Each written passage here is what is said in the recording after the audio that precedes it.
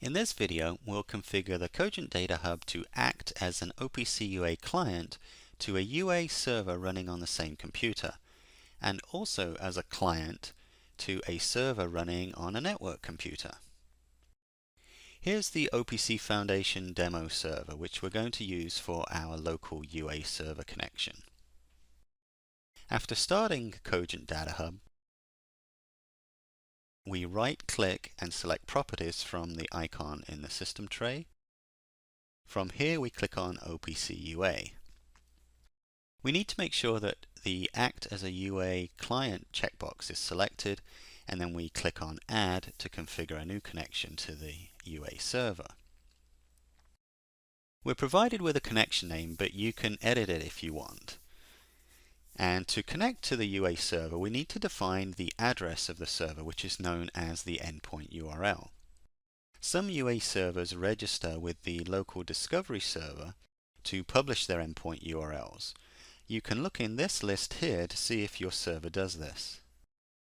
You can see in the list we have endpoints for the DataHub because it also runs as a UA server by default.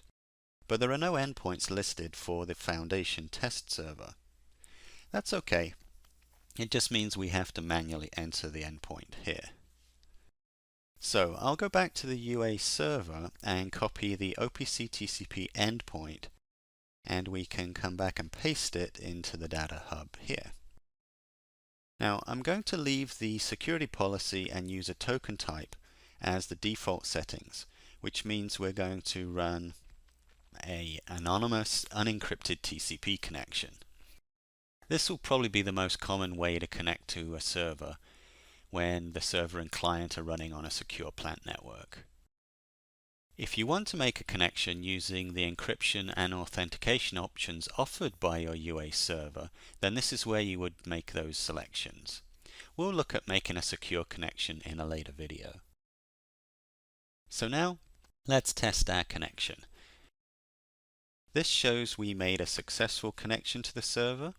If there were any issues, then a message will be displayed here and also in the event log.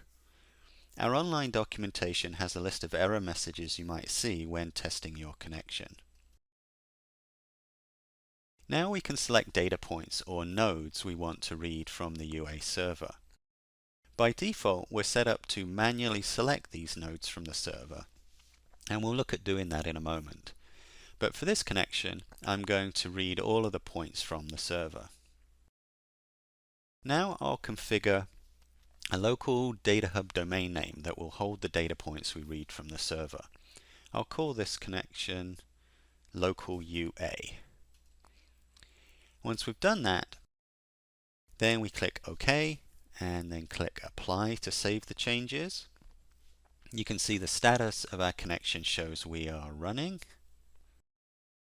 And if we click on View Data, we can see the data from our UA server updating in our local UA data domain. So that was easy. Now let's connect to a second UA server on a network machine. I'll come back and create another client connection by clicking Add. This time I'm going to connect to a DataHub UA server running on a Windows 8 virtual machine. I'll select my target computer, known as the discovery domain, from this list. I'll select this one here. If your computer doesn't show up in the list, you can try typing the Windows computer name or the IP address of the other machine. And if that doesn't work, then just try entering the fully qualified endpoint URL like we did for the first connection. Now I can see the endpoints offered by the remote DataHub server here. I'll select the OPC TCP protocol, and then we'll click to test that connection. You can see we've connected successfully to the remote computer. But before I move on, I want to show you one other thing. If I go back and select HTTP as the protocol, then do the connection test again,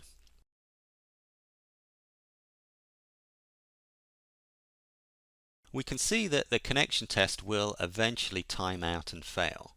And there's an error message in the connection window here, which will also appear in the event log.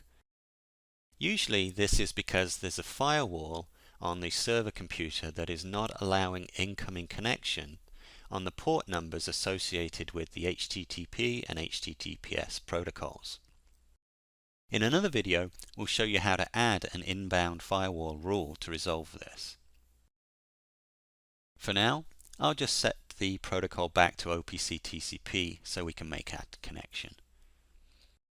Because this is a network connection, it's usually best to manually select the nodes you want to read from the UA server.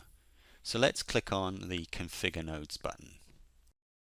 We can pick single nodes, but to make things easier, if we click Select Only Value Type Nodes and then make a group selection like this, then only the nodes with point values will be selected. This helps to reduce the overhead on the server and also reduce load on the network. And so I will close that, and now we'll configure a different domain to hold the new data. I'll call this one Remote UA. Once we've done that, again we can click OK and click Apply. And you can see our status shows we're connected and running. And again, if we look in View Data, we can see the data from our remote UA server is updating in the Remote UA data domain. So in this video, we were able to connect to a local UA server by manually entering the endpoint URL. We were also able to connect to the DataHub UA server running on a network computer by selecting the discovery domain and then the appropriate endpoint from the drop-down list. These are probably the most common configurations for making client connections to a UA server when you're working on a trusted network. In other videos, we'll look at how to configure a secure client connection using encryption and authentication. And as I mentioned before, we'll look at how to configure a DataHub UA server to accept incoming HTTP and HTTPS connections by adding a Windows firewall rule.